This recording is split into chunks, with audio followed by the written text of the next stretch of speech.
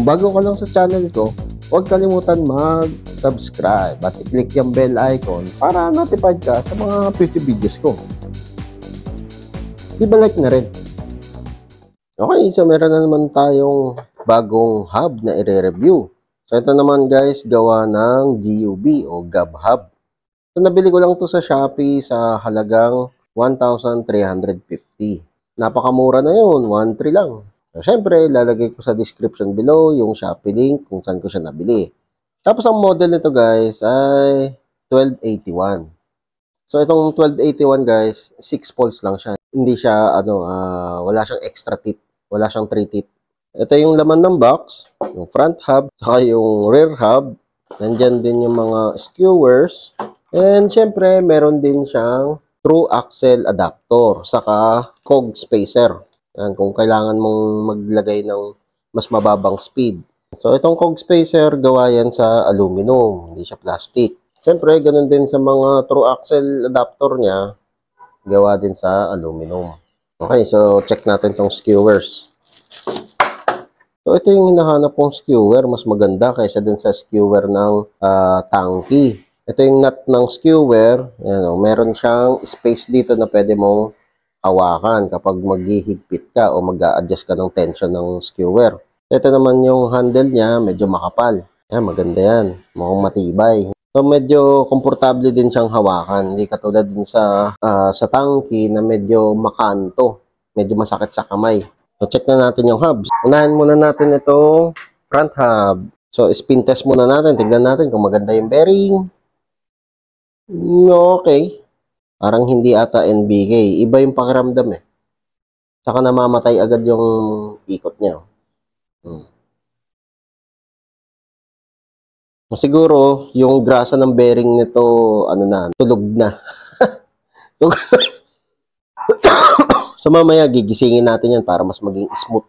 So, yung end caps niya, parehas din sa Hasen, saka sa tangki. Dihatak lang. So, hindi mo na kailangan ng special tool. Ayan. Yun. So, medyo masikip siya. Okay. So, ito yung bearing niya, guys. Unbranded na bearing. So, ang bearing niya dito sa front hub ay 17287. RS. Okay. So, yung bearing niya guys, medyo manipis ng konti. So, yung mga bulitas nito sa loob, maliliit. Pag maliliit kasi, mas maganda yung ikot, parang mas matining kaysa dun sa medyo malalaki yung bulitas. Dun sa tangki, saka sa Hasens, malalaki yung bulitas nila. Okay, so yun nga guys, maliliit yung bulitas ng bearing. So ang gagawin ko dito, lilinisin ko lang siya ng konti, tatanggalin ko lang ng konting-konti yung mga natulog na grasa, tapos lalagyan ko ng secret oil.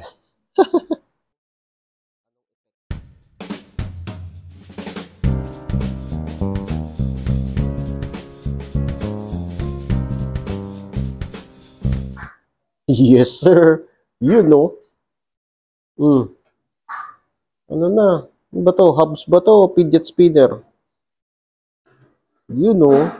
Yun lang. Secret oil lang yung katapat. Ayan. So, testing ulit natin. Okay. Fidget spinner pa rin. Ang ganda nag-iikot to. Yes, sir. Okay. So, check naman natin yung bigat nitong front hub. Ang timbang niya ay 220 grams. Yan, kasama na yung skewer. Okay, so check naman natin tong rear hub. Ang dali lang tanggalin ng hub body, guys. Parehas din sa Hasens Pro 7. Dihatak lang. So, ito naman yung sound check niya. Ako na nagsasabi sa inyo, guys, tahimik lang to. Hindi siya maingay. Hindi siya bulabog na hub. Ito, pakinggan nyo.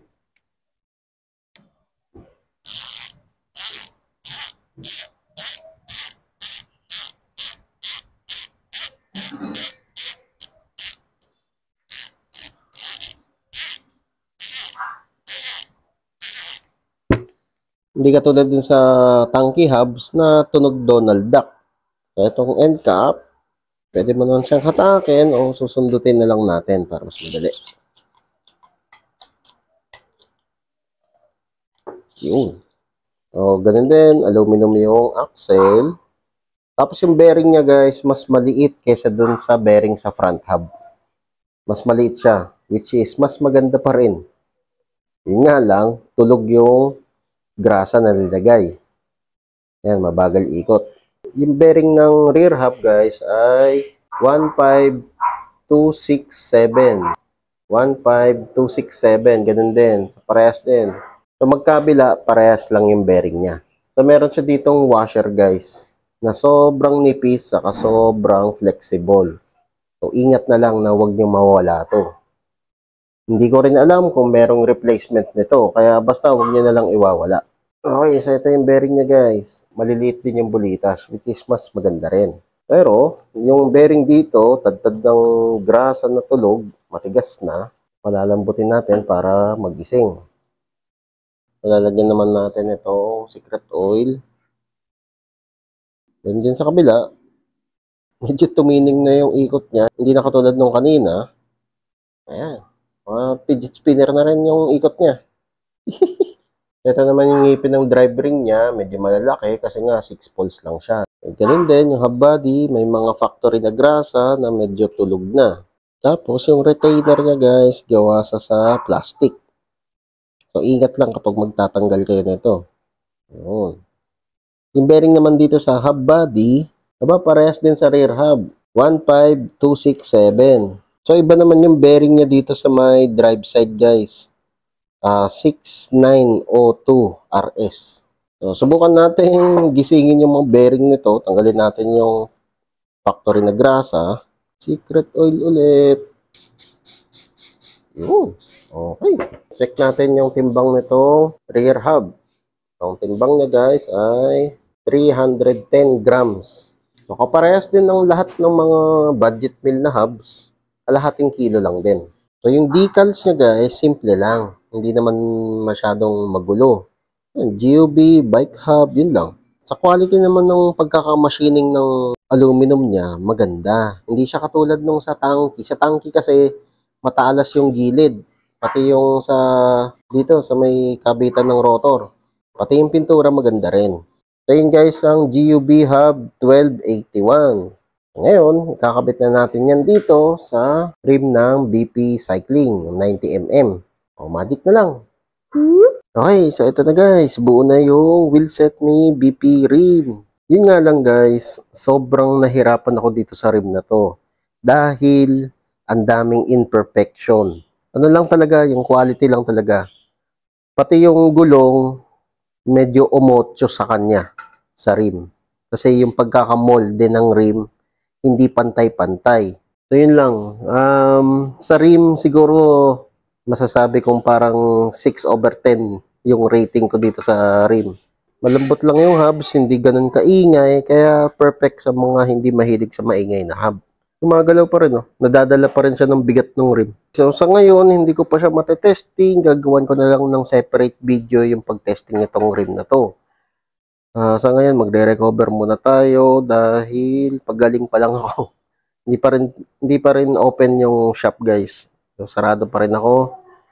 And pasensya na, baka next month na ako magbukas. Okay, so yun guys, ang GUB 6 poles 1281 hub. So kung nagustuhan mo tong video na to, leave a like. O kung may katanungan ka pa, o kung may gusto kang idagdag, comment down below lang. So pa pala, yung mga nagtatanong kung pwede daw ba dito yung 28C. Eto guys, 28C na gulong dito sa 90mm. So yun lang, ayos. Whee! O kapadyak, kung na-enjoy mo itong mga video ko, leave a like at i-share mo na rin sa mga tropa pips mo. Makakatulong ito sa channel. Kung gusto mo pa manood ng ibang video, ito, meron pa tayo. Hindi tayo nauubusan. Ayan, katulad nito, saka ito. Oh, load ka na. Madami pa tayong mga video na i-upload. Kaya, mag-subscribe at i-click yung bell icon para notified ka sa mga future videos ko. Maraming salamat. See you next time.